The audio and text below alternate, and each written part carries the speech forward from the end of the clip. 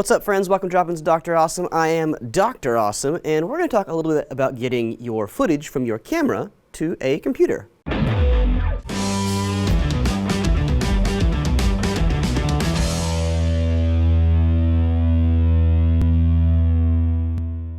So when it comes to getting footage from a camera, whether it's the studio cameras, the XF300, our JVC 4Ks, or any of our variety of DSLRs, the only thing that's really different is what kind of card it's on. All right, let's get some footage off these cards. Okay, so every edit suite should have a card reader of some kind in it. If they're not in the edit suites, they're in the hallway next checkout office in the cabinet labeled card readers and headphones. What you'll do is plug one of these into the computer. Your card, we'll start with the SD card, plugs into this. And from that point, this is what we do. All right, first things first, you're going to go ahead and open up your workspace, get the folder you want to work in, because remember, we organized from the beginning. Then if we look over here on the right side of my screen, you can see this EOS Digital. That's because I pulled this out of one of the Canon Rebels, but you're going to see something like this appear no matter what camera you pulled it out of. I'm going to go ahead and open this. I'm going to go and navigate through.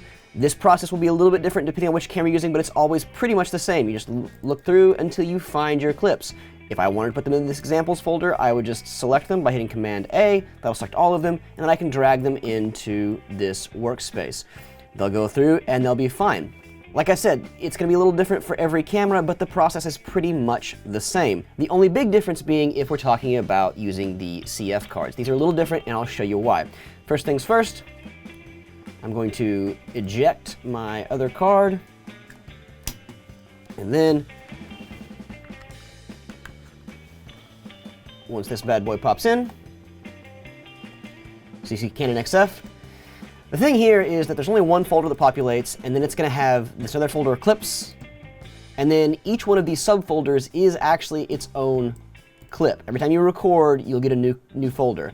The thing about the XF300 is that it does record in MXF files, which means you can't actually preview them on the Mac computers. But don't worry, you import them into Premiere, they work just fine.